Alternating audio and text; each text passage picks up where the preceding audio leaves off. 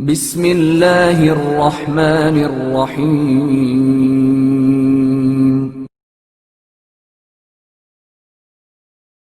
ولایت پر اعتقاد کے بغیر اعمال قبول نہیں ہوتے۔ ابو شبل کہتے ہیں کہ میں ایک مرتبہ امام جعفر صادق علیہ السلام کی خدمت میں حاضر ہوا۔ امام عالی مقام نے از خود ابتدائے کلام کرتے ہوئے فرمایا، تم ہم سے محبت کرتے ہو جبکہ لوگ ہم سے دشمنی رکھتے ہیں، تم ہماری تصدیق کرتے ہو جبکہ لوگ تکذیب کرتے ہیں، تم ہمارے حقوق کا خیال رکھتے ہو جبکہ لوگ ہم پر جفا کرتے ہیں۔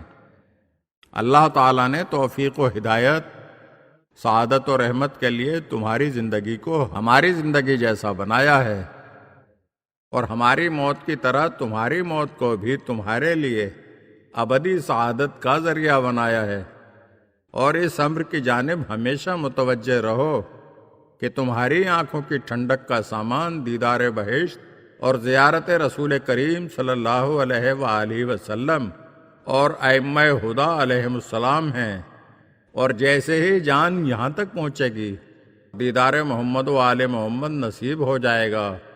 پھر آپ علیہ السلام نے انگلی سے اپنے حلق کی طرف اشارہ کیا اور بعد ازاں متعدد مرتبہ اس جملے کی تکرار فرمائی اور قسم کھا کر فرمایا، اس پروردگار کی قسم جس کے علاوہ کوئی عبادت کے لائق نہیں۔ یہ حدیث میرے والد محترم امام محمد باقر علیہ السلام نے میرے سامنے بیان فرمائی۔ پھر آپ علیہ السلام نے فرمایا، ابو شبل کیا تم اس بات پر راضی نہیں ہو کہ تم بھی نماز پڑھتے ہو اور دوسرے بھی نماز پڑھتے ہیں، مگر تمہاری نماز قبول ہوتی ہے اور ان کی نہیں؟ تم زکوٰۃ ادا کرتے ہو اور تمہارے مخالف بھی زکوٰۃ ادا کرتے ہیں، جبکہ تمہاری زکوٰۃ قبول ہوتی ہے اور تمہارے مخالفین کی زکوٰۃ قبول نہیں ہوتی۔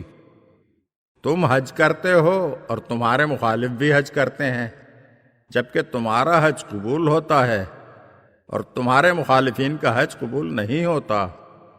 تمہارے لیے بہت ضروری ہے کہ تم خدا کا تقوی اختیار کرو اس زمانے میں جبکہ سلطنت و اقتدار تمہارے ہاتھ میں نہیں۔